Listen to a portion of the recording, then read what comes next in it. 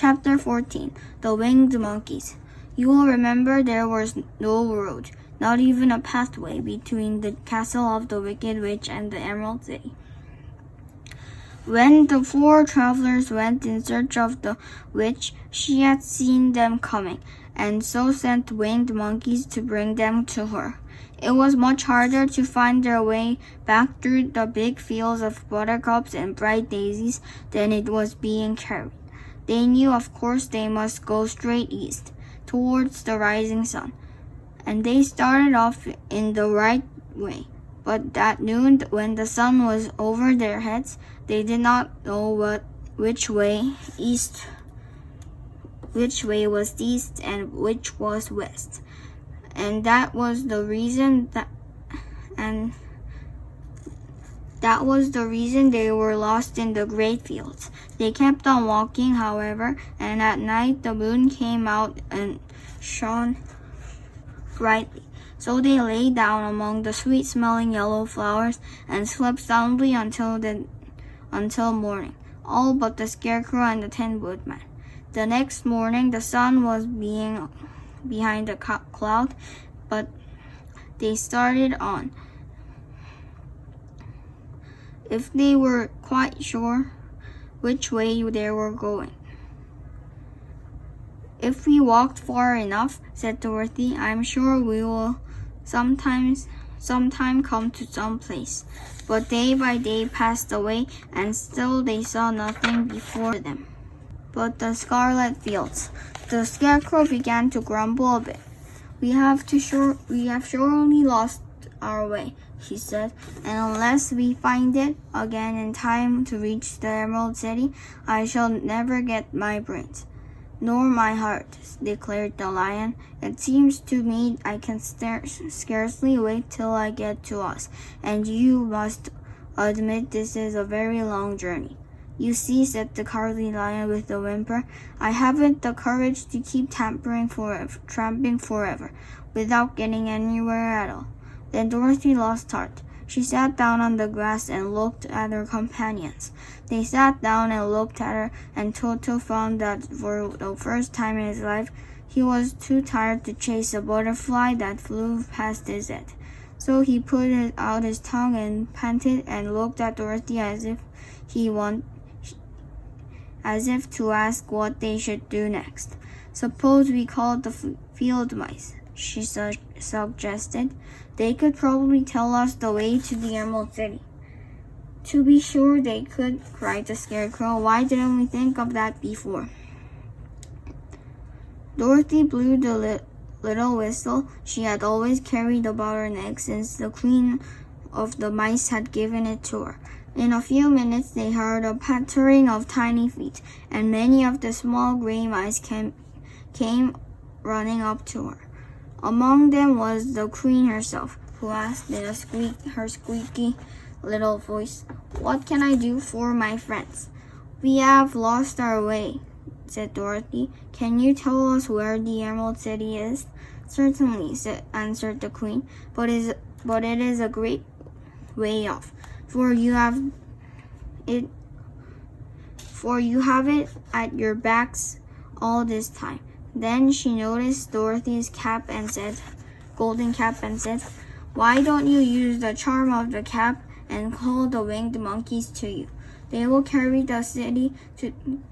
to the city of Oz in less than an hour.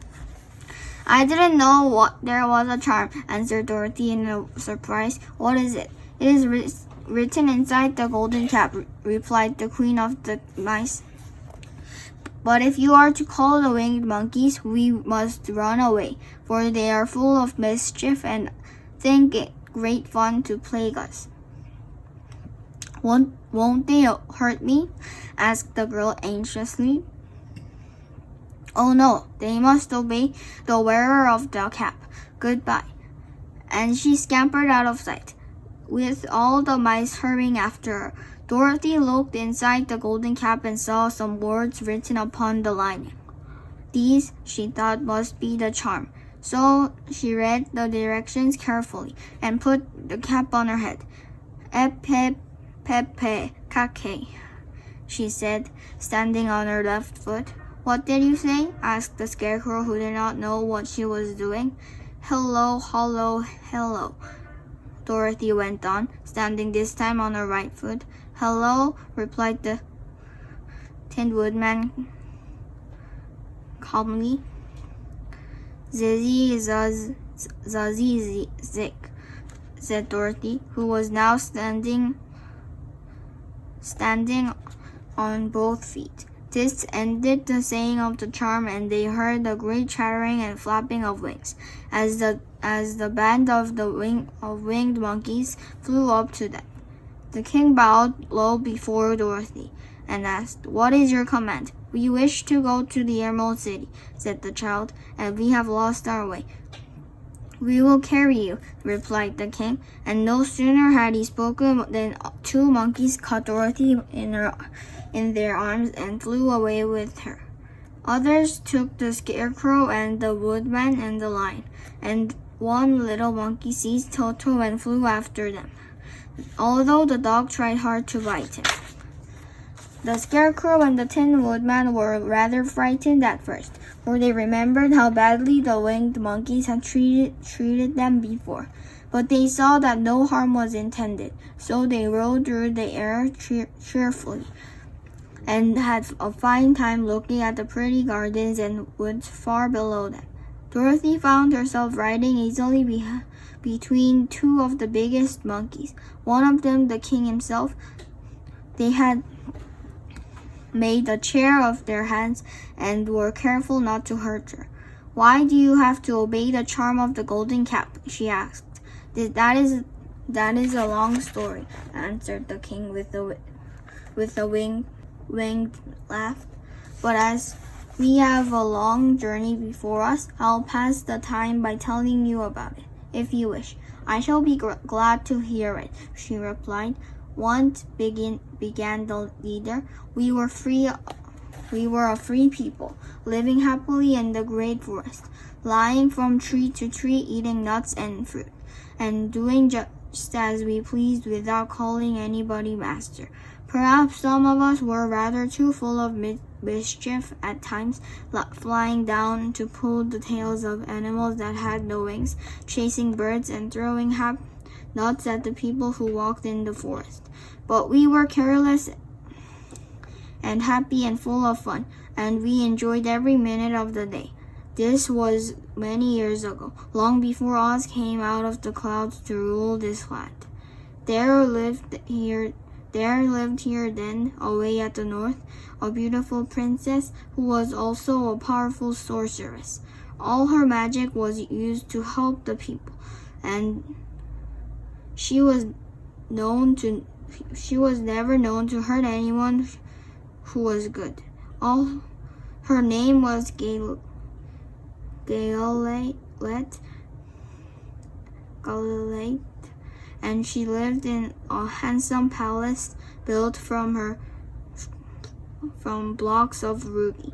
Everyone loved her, but her greatest sorrow was that she could find no one to love in return, since all the men were too much stupid and ugly to marry one so beautiful and wise. At last, however, she found a boy who was handsome and manly and wise beyond his years.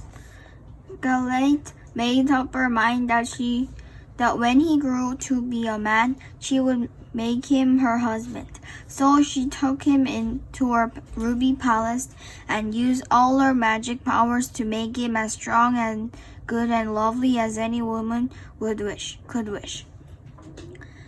When he grew to manhood, Quayla, as he called, was said to be the best and wisest man in all the land.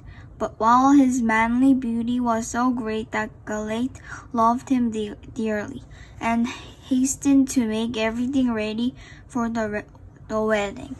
My grandfather was that time the king of the winged monkeys, which lived in the forest near Galate's palace, and the old fellow loved a joke better than a good dinner. One day, just before the wedding, my grandfather was flying out of it with his band when he saw Quayla walking beside the river. He was dressed in a rich costume of pink silk and purple velvet, and my grandfather thought he would see what he could do. At his word, the band flew down and seized Quayla, carried him in their arms until they were over the middle of the river, and then dropped him into the water. "Swim out, my fine fellow," cried my grandfather, "and see if the water has spotted your clothes."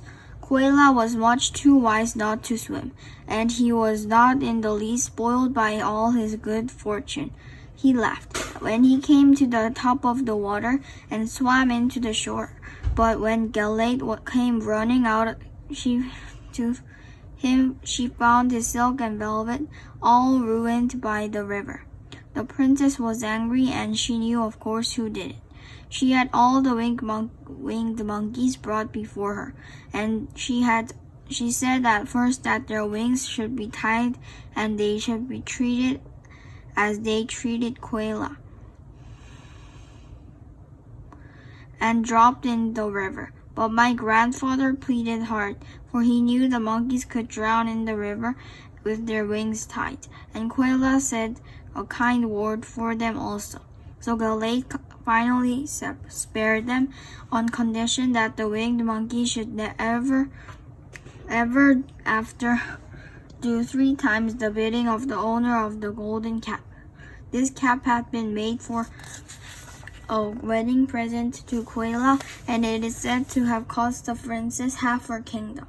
Of course, my grandfather and all the other monkeys at once agreed to the condition, and that is how it happens that we are 3 times the slaves of the owner of the golden cap, whosoever it may be.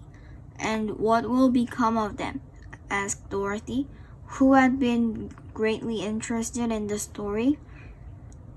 "Quayla was being the first owner of the golden cap," replied the monkey. "He was the first to lay his wishes upon us.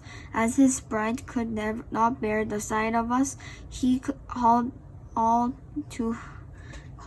all to him in the forest after he had married her, and ordered us always to keep where she could never again set eyes on a winged monkey, which we were glad to do, for we were all afraid of her.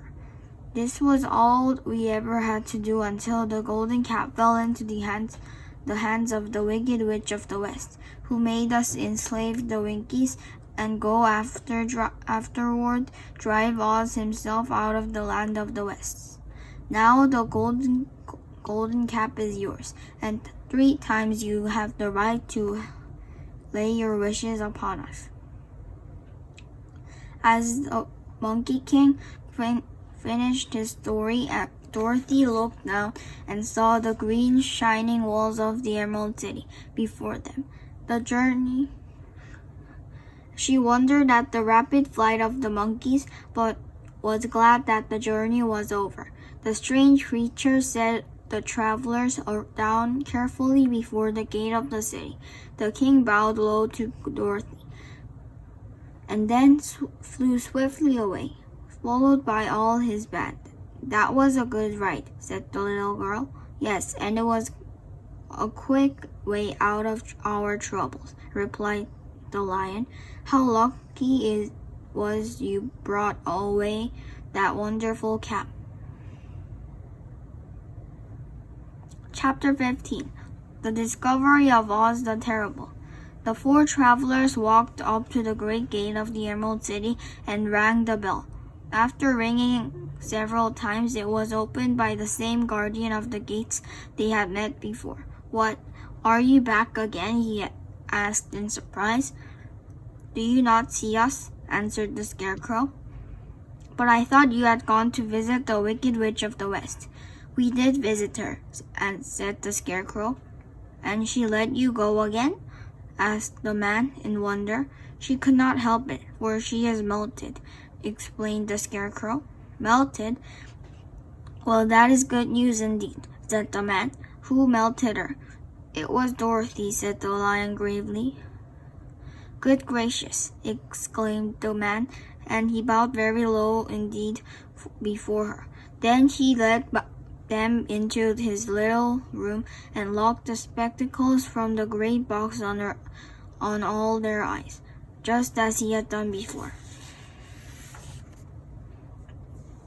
Afterward, they passed on through the gate in the Emerald City, where, when the people heard from the guardian of the gates that Dorothy had melted the Wicked Witch of the West, they all gathered around the travelers and followed them in a great crowd to the Palace of Oz. The soldier with the green whiskers was still on guard before the door, but he let them in at once. There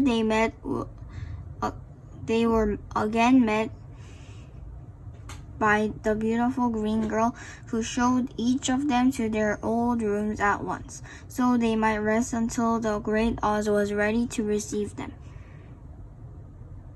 The soldier had the news carried straight to Oz that Dorothy and the other travelers had come back, after destroying the Wicked Witch, but Oz made no reply. They thought the great wizard would send for them at once, but he did not. They had no word from him the next day, nor the next. The waiting was tiresome and wearing, and at last they grew vexed that Oz should treat them in so poor a fashion after sending them to undergo hardships and slavery.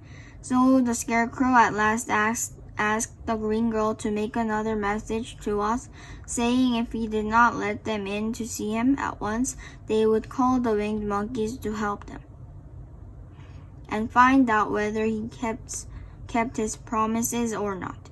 When the wizard was given his message, he was so frightened that he sent word for them to come to the throne room at 4 minutes after 9 o'clock the next morning.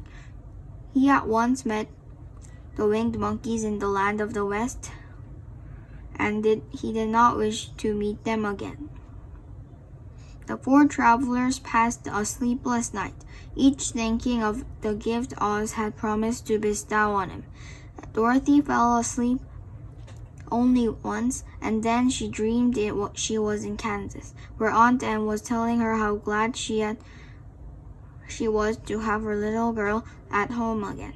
Promptly at 9 o'clock the next morning, the green-whiskered soldier came to them, and 4 minutes later, they all went into the throne room of the great Oz. Of course, each one of them expected to see the wizard in the shape he had taken before, and all were greatly surprised when they looked about and saw no one at all in the room. They kept closely to the door and closer to one another, for the stillness of the empty room was more dreadful than any of the forms they had seen Oz take. Presently, they heard a solemn voice that seemed to come from somewhere near the top of the great dome. "I am Oz, the great and terrible. Why do you seek me?" They looked again in every part of the room, and then, seeking no one, Dorothy asked, "Where are you?" "I'm everywhere," answered the voice, "but the eyes of common mortals I am invisible.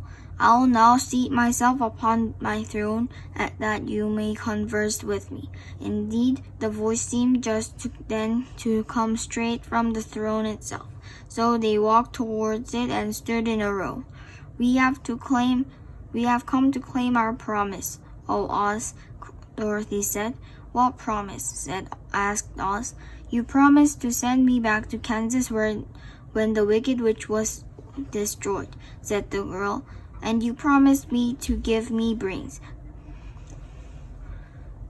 said the Scarecrow. "And you promised me to give me a heart," said the Tin Woodman. "And you promised me to give me courage," said the Cowardly Lion. "Is the Wicked Witch really destroyed?" asked the voice, and Dorothy thought it trembled a little. "Yes," she answered. "I melted her with a bucket of water."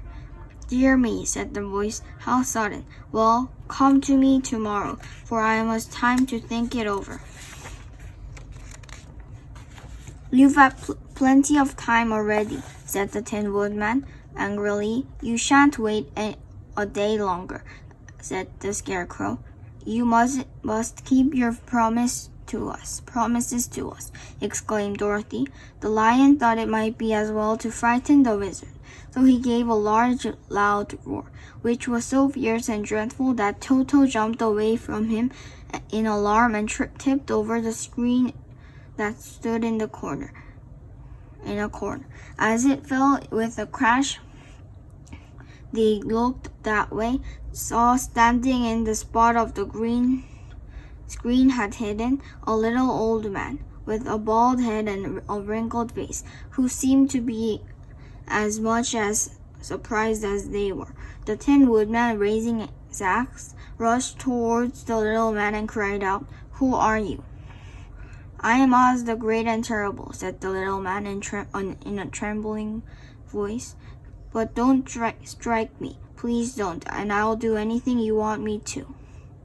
Our friends looked at him in surprise and dismay.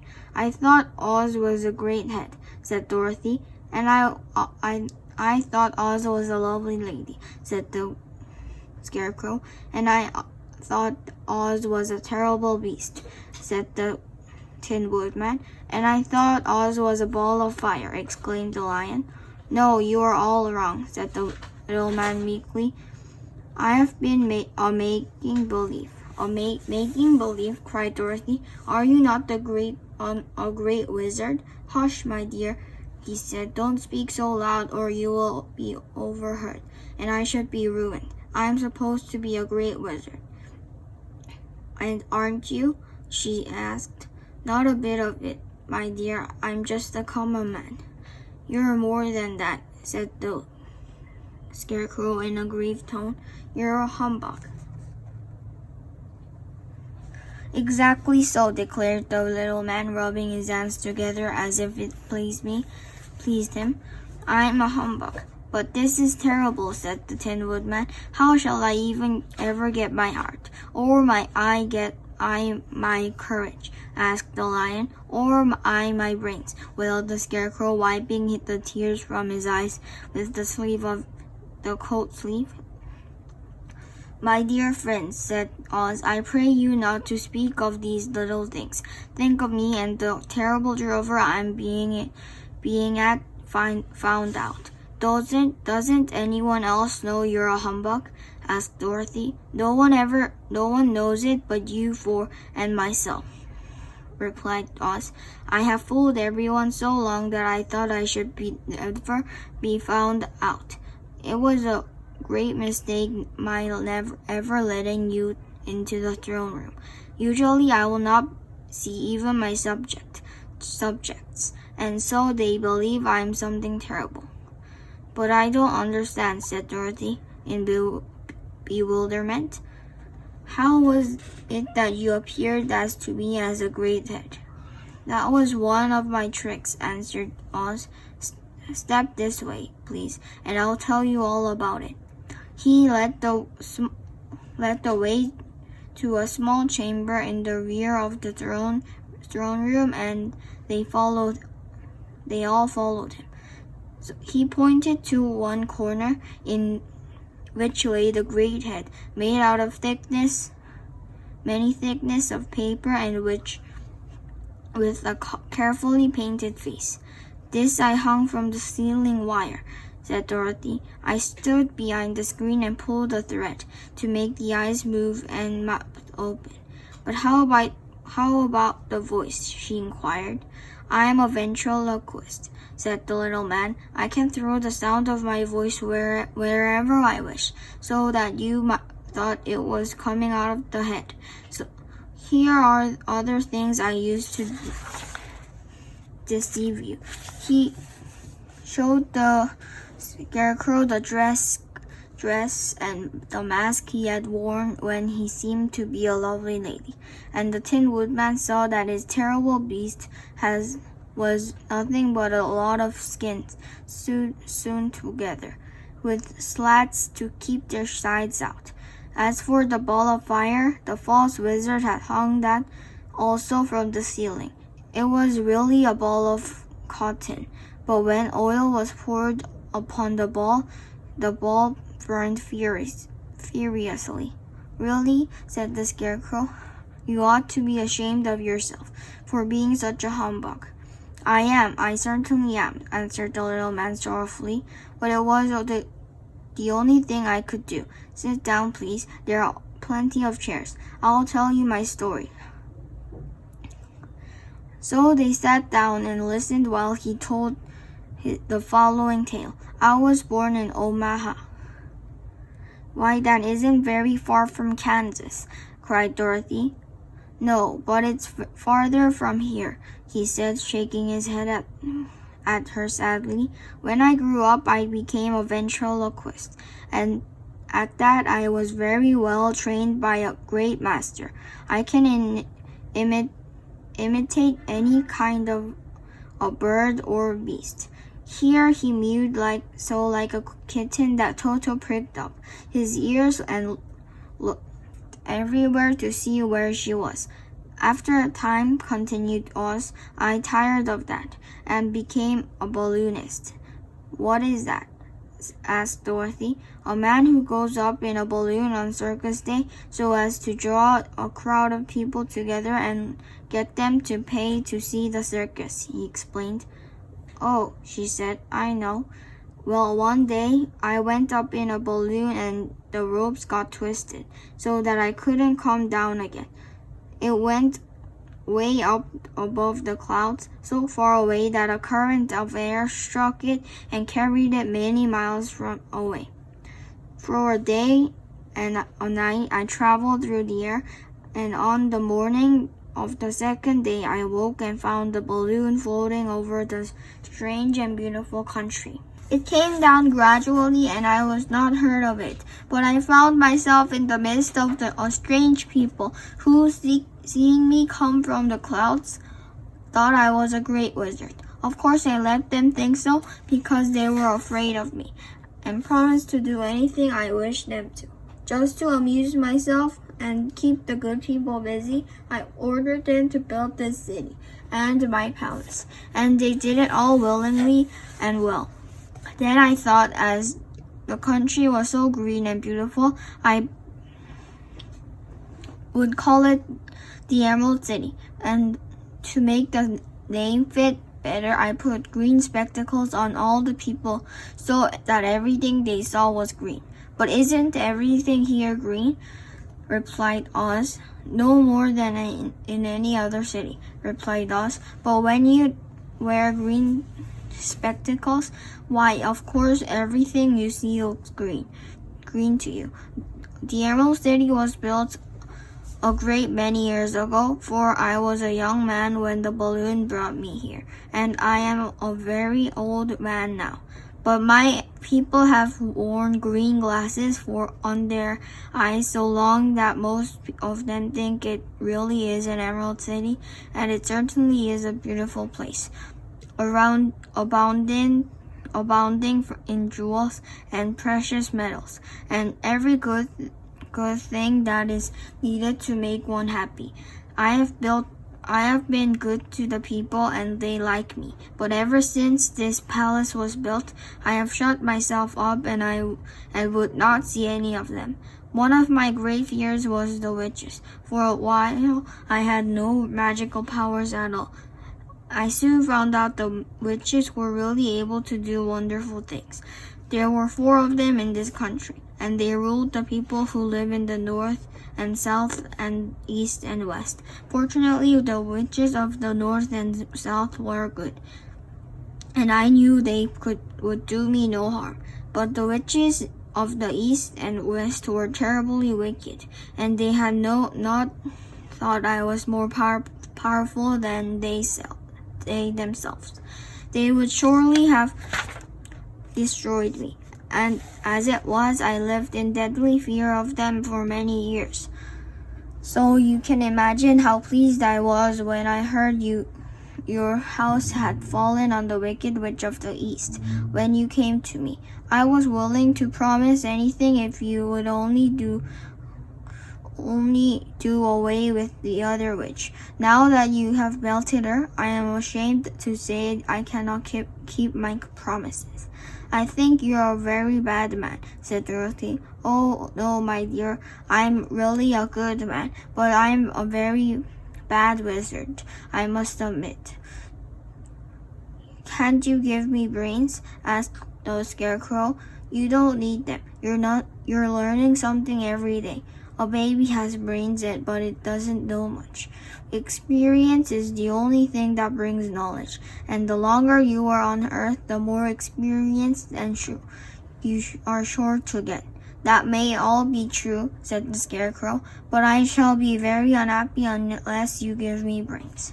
The false wizard looked at him carefully. Well, he said with a sigh, I'm not much of a magician, but as I said, but if you will come to me tomorrow morning, I'll stuff your head with brains. I cannot tell you how to use them, however. You must find out for yourself. Oh, thank you, cried the Scarecrow. I'll find a way to use them, never fear. But how about my courage? Or asked the Lion anxiously. You need is confidence. All you need is confidence in yourself. There's no living thing that is not afraid when it faces danger. True courage is in facing danger when you are afraid, and that kind of courage you have in plenty. Perhaps I have, but I'm just the same, said the Lion. I shall be very unhappy unless you give me the sort of courage that makes one forget he is afraid. Well, very well. I will give you that sort of courage tomorrow, replied Oz. How about my heart? Asked the Tin Woodman. Why, as for that, answered Oz, I think you are wrong to want a heart. It makes most people unhappy. If you only knew it, you are in luck not to have a heart. That must be a matter of opinion, said the Tin Woodman. For my part, I will bear all the unhappiness without a murmur, if you will give me the heart. Very well, answered Oz meekly. Come to me tomorrow and you shall have a heart. I have played wizard for so many years that I may as well continue the part a little longer. And now, said Dorothy, how am I to get back to Kansas? We shall have to think about that, replied the little man. Give me 2 or 3 days to consider the matter, and I'll try to find a way to carry you over the desert. In the meantime, you shall all be treated as my guests, and while you live in the palace, my people will wait upon you and obey your slightest wish. There is only one thing I ask in return for my help. Such as it is, you must keep my secret and tell no one I am a humbug. They agreed to say nothing of what they had learned, and went back to their rooms in high spirits. Even Dorothy had hoped that the great and terrible humbug, as she called him, would find a way to send her back to Kansas, and if he did, she was willing to forgive him everything. Chapter 16. The Magic Art of the Great Humbug. Next morning, the Scarecrow said to his friends, Congratulate me, I'm going to Oz to get my brains at last. When I return, I shall be as any other men are. I have always liked you as you are, Dorothy said Dorothy simply. It is kind of you to like a scarecrow, he explained, but surely you will think more of me when you hear the splendid thoughts of my new brain is going to turn out. Then he said goodbye to them all in a cheerful voice and went to the throne room, where he rapped upon the door. Come in, said Oz. The Scarecrow went in and found the little man sitting down by the window, engaged in deep thought. I have come for my brains, remarked the Scarecrow, a little uneasy. Oh yes, sit down in that chair, please, replied Oz. You must excuse me for taking your head off, but I shall have to do it in order to put your brains in their proper place. That's all right, said the Scarecrow. You are quite welcome to take my head off, as long as it will be a better one when you put it on again. So the wizard unfastened his head and emptied out the straw. Then he entered the back room and took up a measure of bran, which he mixed with a great many pins and needles. Having shaken them together thoroughly, he filled the top of the scarecrow's head with the mixture and stuffed the rest of the space with straw, and to hold it in place. When he had fastened the scarecrow's head on his body again, he said to him, "Hereafter you will be a great man, for I have given you a lot of brand new brains." The scarecrow was both pleased and proud at the fulfillment of his greatest wish, and now, having thanked Oz warmly, he went back to his friends. Dorothy looked at him curiously. His head was quite bulged out of the top with brains. "How do you feel?" she said. "I feel wise indeed," he answered earnestly. "When I get used to my brains, I shall know everything." "Why are those needles and pins sticking out of your head?" asked the Tin Woodman. "That is proof that he is sharp," remarked the Lion. "Well, I must go to Oz and get my heart," said the Woodman. So he walked to the throne room and knocked at the door. Come in," called Oz, and the Woodman entered and said, "I have come for my heart." "Very well," answered the little man, "but I shall have to cut a hole in your breast so I can put your heart in the right place. I hope it won't hurt you." "Oh no," answered the Woodman, "I shall not feel it all." So Oz brought a pair of tinner's shears and cut a small square hole in the left side of the Tin Woodman's breast. Then, going to a chest of drawers, he took out a pretty heart, made entirely of silk and stuffed with sawdust. "Isn't it a beauty?" he asked. "It is indeed," replied the Woodman, who was greatly pleased. "But is it a kind heart?" "Oh, very," answered Oz. He put them in the heart of the Woodman's breast and then replaced the square of tin, soldering it neatly together where it had been cut. "There," said he, "now you have a heart and that any man might be proud of. I'm sorry I had put a patch on your breast, but it really couldn't be helped." "Never mind the patch," exclaimed the happy Woodman.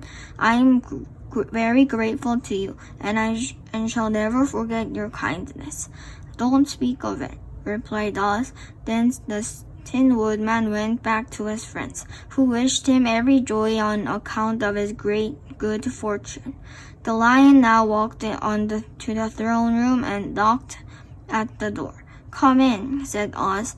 "I have come for my courage," announced the Lion, entering the room. "Very well," answered the little man. I will get it for you." He went to a cupboard and, reaching up the high shelf, took down a square green bottle, the contents of which he poured into a green gold dish, beautifully carved. Placing this before the Cowardly Lion, who sniffed it as he did not like it, the Wizard said, "Drink." "What is it?"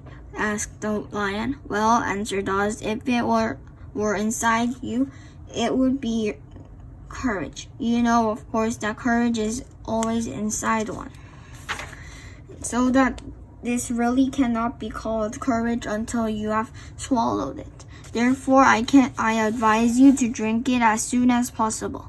The Lion hesitated no longer, but drank till the dish was empty. "How do you feel?" asked Oz. "Full of courage," replied the Lion, who went joyfully back to his friends to tell them of his good fortune. Oz, left to himself, smiled to think of his success in giving the Scarecrow and the Tin Woodman and the Lion exactly what they had wanted. "How can I help being a humbug," he said, "when all these people make me do things that everybody knows can't be done? It was easy to make the Scarecrow and the Lion and the Woodman happy because they imagined I could do anything.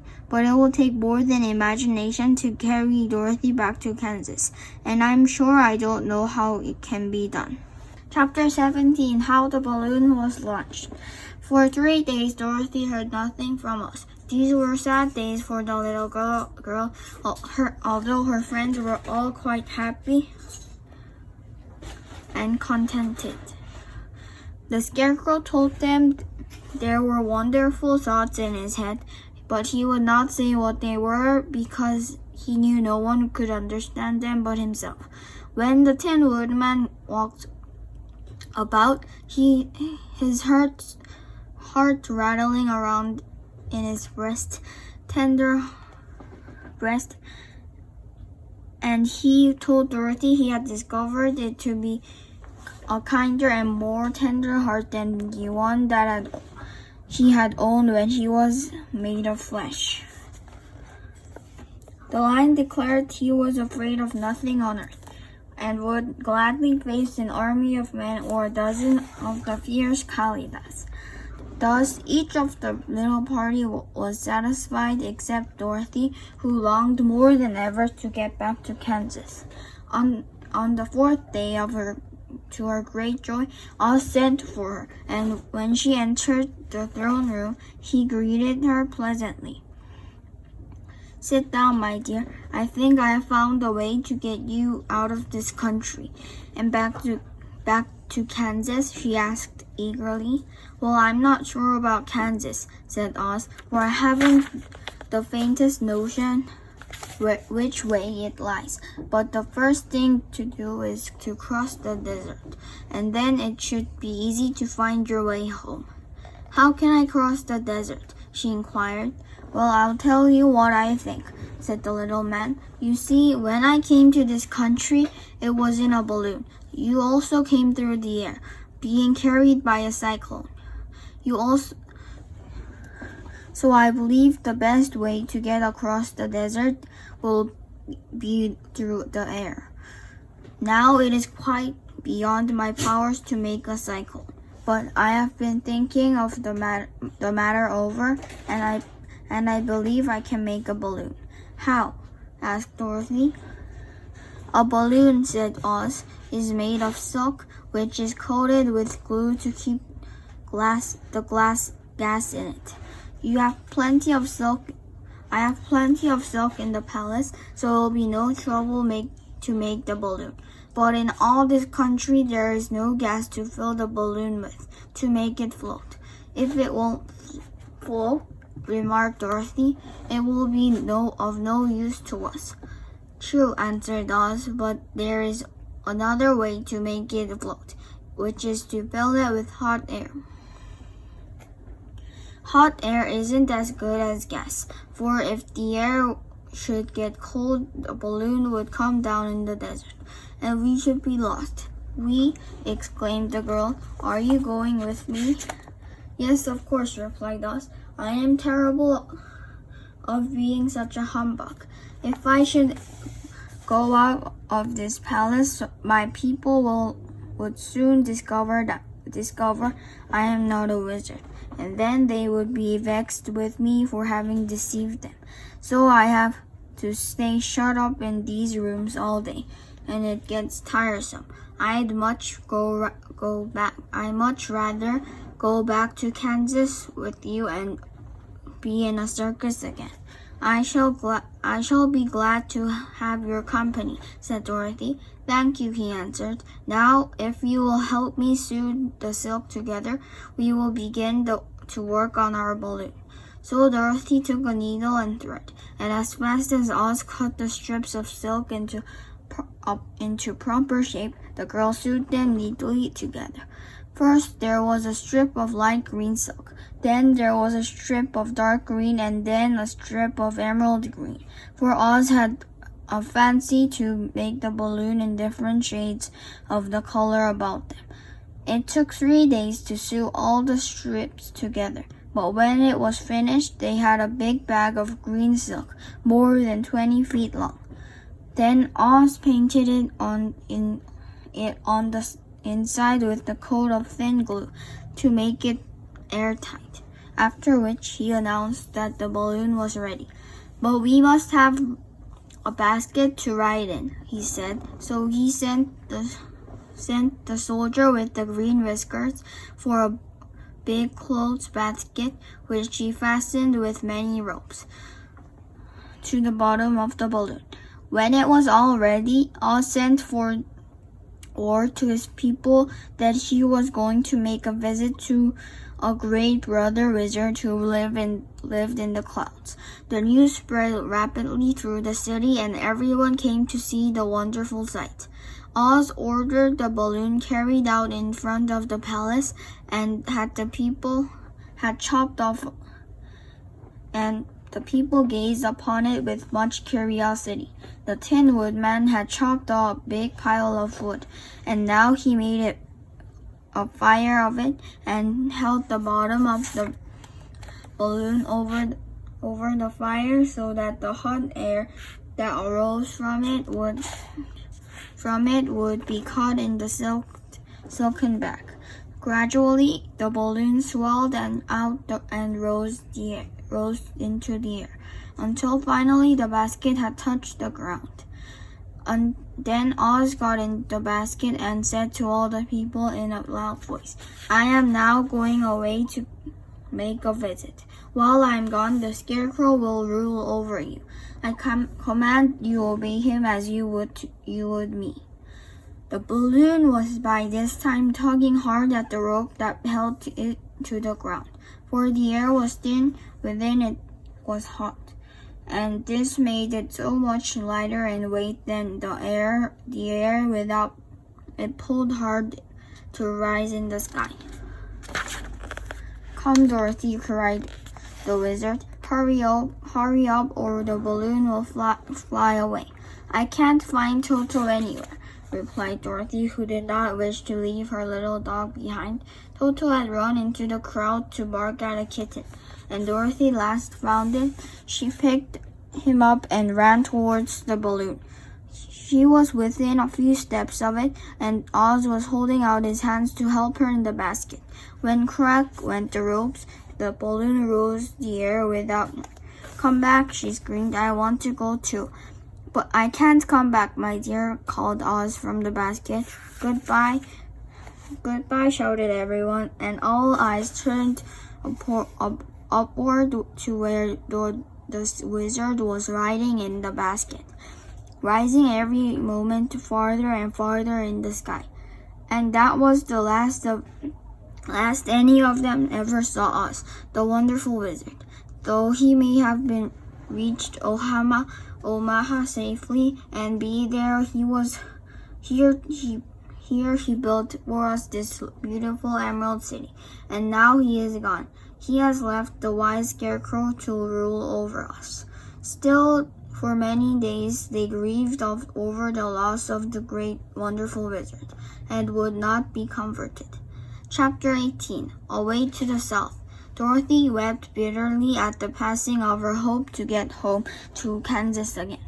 But when she thought it all over, she was glad she had not gone up in a balloon, and she also felt very sorry at losing us, and so did her companions.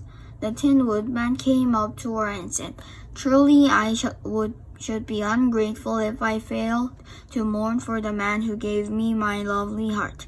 I should cry a little because Oz is gone. If you will kindly wipe away my tears so that I shall not rust." "With pleasure," she answered, and she brought a towel at once. Then the Tin Woodman wept for several minutes, and she watched the tears carefully and wiped them away with the towel.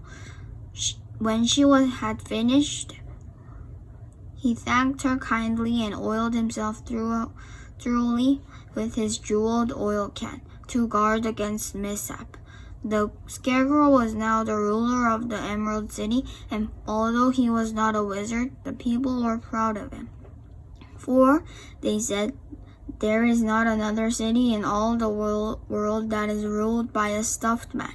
And so far as they knew, they were quite right. The morning after the balloon had gone up with us, the four travelers met in the throne room and talked matters over. The Scarecrow sat at the big throne, and the others stood respectfully before him. "We are not so unlucky," said the new ruler, "for this palace and the Emerald City belong to us, and we can do as we please. When I remember that a short time ago I was up on a pole in a farmer's cornfield, and that now I am a ruler of this beautiful city, I am quite satisfied with my lot." "I also," said the Tin Woodman, "am well pleased with my new heart, and really that was the only thing I wished in all the world. For my part, I am content in knowing that I am as brave as any beast that ever lived, if not braver," said the Lion modestly. "If Dorothy would only be content to live in the Emerald City," continued Scarecrow, "we might all be happy together. But I don't want to live here," cried Dorothy. "I want to go to Kansas and live with Aunt Em and Uncle Henry." "Well then, what can be done?" inquired the Woodman. The Scarecrow decided to think, and he thought so hard that the pins and needles began to stick out of his brains. Finally, he said, "Why not call the winged monkeys and ask them to carry you over the desert?" "I never thought of that," said Dorothy joyfully. It's the thing. I'll go at once for the golden cap." When she brought it into the throne room, she spoke the magic words, and soon a band of winged monkeys flew in through the open window and stood beside her. "This is the second time you have called us," said the Monkey King, bowing before the little girl. "What do you wish?" I want you to fly with me to Kansas," said Dorothy, but the Monkey King shook his head. "That cannot be done," he said. "We belong to this country alone and cannot leave it. There's never been a winged monkeys in Kansas yet, and I suppose there will never be. There never will be, for they don't belong there. We shall be glad to serve you in any way in our power, but we cannot cross the desert. Goodbye." And with another bow, the Monkey King spread his wings and flew away through the window, followed by all his band. Dorothy was ready to cry with disappointment. "I have wasted the charm of the golden cap to no purpose," she said, "for the winged monkeys cannot help me." "It is certainly too bad," said the tender-hearted Woodman. The Scarecrow was thinking again, and his head bulged out so horribly that Dorothy feared it would burst. "Let us call in the soldier with the green whiskers," he said, "and ask his advice." So the soldier was summoned and entered the throne room timidly, for while Oz was alive, he was never allowed to come farther than the door. "This little girl," said the Scarecrow to the soldier, "wishes to cross the desert. How can she do so?" "I cannot tell," answered the soldier, "for nobody has ever crossed the desert, unless it is Oz himself." "Is there no one who can help me?" asked Dorothy earnestly. "Glinda might," he suggested. "Who is Glinda?" inquired the Scarecrow. "The Witch of the South. She is the most powerful of all the witches and rules over the Quadlings. Besides, her castle stands on the edge of the desert, so she may know how to cross it." "Glinda is a good witch, isn't she?" asked the child. "The Quadlings think she is good," said the soldiers, "and she is kind to everyone. I have heard that Glinda is a beautiful woman who knows how to keep young in spite of many years she has lived." "How can I get to her castle?" asked Dorothy. "The road is straight to the south. he answered, but it is said to be full of dangers to travelers. There are wild beasts in the woods, and a race of queer men who do not like strangers to cross their country. For this reason, none of the Quadlings ever come to the Emerald City. For the soldier then left them, and the Scarecrow said, "It seems, in spite of dangers, that the best thing Dorothy can do is travel to the land of the South and ask Glinda to help her. For, of course, if Dorothy stays here, she will never get back to Kansas." "You must have been thinking again," remarked the Tin Woodman. "I have," said the Scarecrow. "I shall go with Dorothy," declared Lion, "for I'm tired of your city and long for the woods and the country again. I am really a wild beast, you know. Dorothy will need someone to protect her." "That is true," agreed the Woodman. "My axe may be a service to her. So I also will go with her to the land of the South." "When shall we start?" asked the Scarecrow. Are you going?" they asked in surprise. "Certainly. If it wasn't for Dorothy, I should never have had brains. She lifted me from the pole in the cornfield and brought me to the Emerald City. So my good luck is all due to her, and I shall never leave her until she starts back to Kansas for good and all." "Thank you," said Dorothy gratefully. "You are all kind to me, but I shall like to start as soon as possible." "We shall go tomorrow morning," returned the Scarecrow. "So now let us all get ready, for it will be a long journey."